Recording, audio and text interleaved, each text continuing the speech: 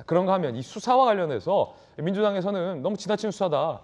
정권이 바뀌니까 오히려 과잉 수사, 조작 수사를 하고 있다라고 주장을 하고 있습니다. 지난 25일 이재명 대표는 정치의 사법화가 정말 심각하다라고 비판했습니다. 들어보시죠. 정치의 사법화라고 하는데 정말 심각하죠. 여지라고 하는 게 필요한 영역이 정치잖아요. 네. 그런데 그 여지를 없애버리는 거죠. 참 심각하긴 합니다.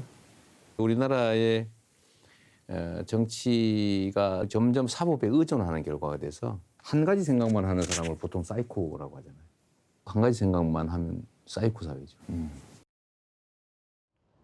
자, 그러자 한동훈 법무부 장관은 사법의 정치화가 심각한 거 아니냐라고 응수를 했습니다. 한동훈 법무부 장관입니다. 지역 토착 비리 수사에 어울리지 않는 말이다.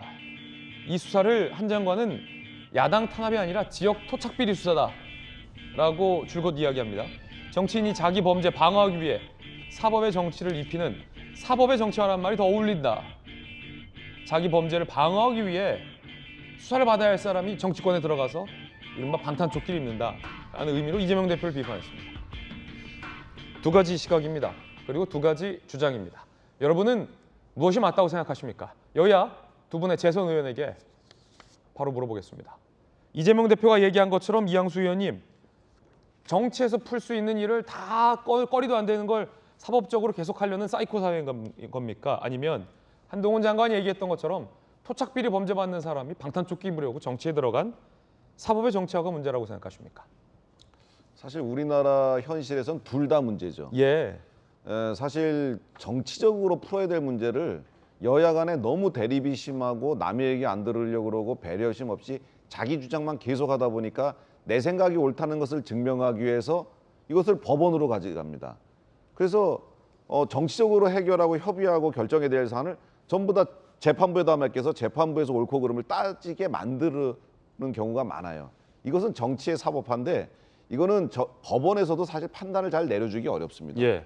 그걸 국회에서 당신들이 결정해야지 왜 우리더러 판단하라고 이재명 대표 말도 맞다. 하고 대부분의 사건들을 기각합니다. 근데 예. 제가 말하는 거는 정치적 사안들을 이야기하는 겁니다. 여야 간의 대립이 있는 이런 정치의 사법화가 문제인데 지금 이 사안은 정치의 사법화 사안은 아니죠. 아니다. 예, 왜냐하면 이거는 지금 모든 대한민국에 이제 사업하시는 분들은 사업을 왜 합니까? 돈을 많이 벌고 일자리 창출하고 세금 많이 내고 뭐 이런 일들 때문에 하는 거잖아요. 어떤 사업이든 성공시켜서 돈을 벌려 하는 게 사실은 사업하시는 분들입니다. 예. 근데 그 과정에서 불법적이거나 특혜가 있어서는 안 되는데 그것을 협조하는 사람들이 공무원들이고 그것이 연결되면 이제 지역의 토착 비리로 되는 거죠. 사실 이 대장동 사건은 대표적인 지역의 토착 비리 사건입니다. 이거는 여야가 이견이 있는 것 뭐 이런 문제, 정치적 사법화 문제가 아니고 이건 그냥 지역 토착 비리에 대한 사법적 절차를 행하면 되는 거거든요. 그런데 이게 만약 이거를 가져다가 야당 탄압이라고 그러고 뭐 권력의 탄압이라고 그러고 이렇게 주장을 하거든요.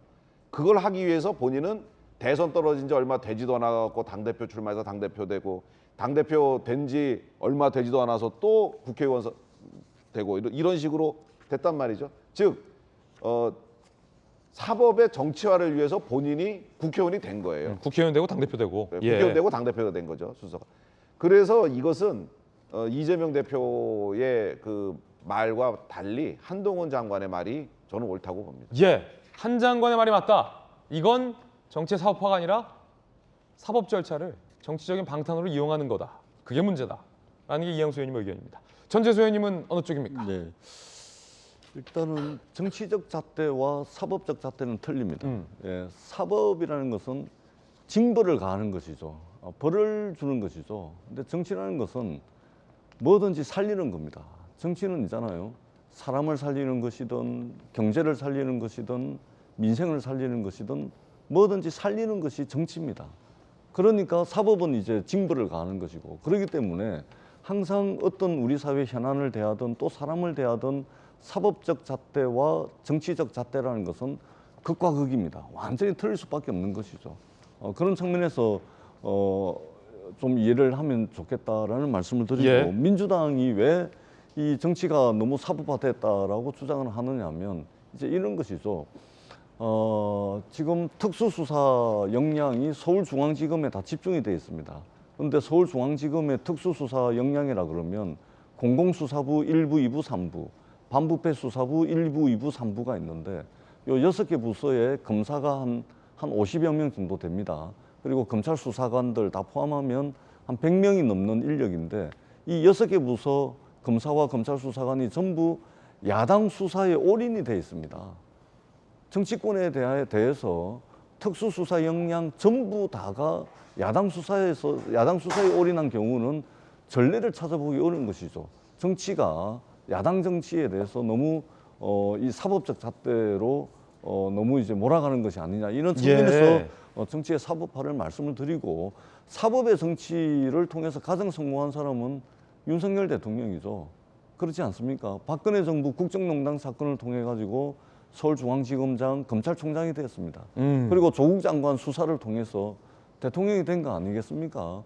대통령이 되는 정치적 자산을 수사를 통해서 정치적 자산을 쌓아 올리신 분이 윤석열 대통령 아니겠습니까? 그런 측면에서 보다면 사법의 정치화를 통해서 가장 성공한 사람이 윤석열 대통령이고 지금도 검사복 위에 양복 걸치고 대통령 하는 거 아니냐 할 정도로 윤석열 정부 6개월 취임하고 난 뒤에 6개월 동안 우리 내리에 남아있는 키워드 하면 조사, 수사, 감사, 압수수색, 소환, 영장 뭐 이런 단어들이 거의 대부분입니다. 그렇기 때문에 윤석열 정부가 사법의 정치화를 가장 최첨단으로 긋고 있는 거 아닌가 이런 이제 시중에 많은 말들이 있다 이 말씀을 아울러서 드리도록 하겠습니다. 자, 그런가 하면 민주당의 친 이재명계 의원으로 분류되는 박찬대 최고위원이 사법 리스크 없다라고 주장했습니다. 하지만 진보 진영의 조정훈 시대전환 대표나 이정미 정의당 대표의 생각은 좀 달라 보입니다. 일단 누구부터 들을까요? 박찬대 최고위원 이야기부터 들어보시죠. 이재명의 사법 리스크가 아니라 검찰공화국의 리스크라고 보고 있고요. 제1야당인 민주당을 공격하고 사실은 탄압하고 또는 괴멸시키려고 하는 부분 아니겠습니까? 당 전체의 문제인데 어떻게 당 전체가 나서서 방어하지 않겠어요? 저는 오히려 이 부분이 더 말이 안 된다. 사법 리스크 없다라는 겁니다. 조정훈 시대전환 대표는 사법 리스크가 진보 전체를 침몰시킬 수 있다. 전혀 다른 이야기를 하고 있습니다. 들어보시죠.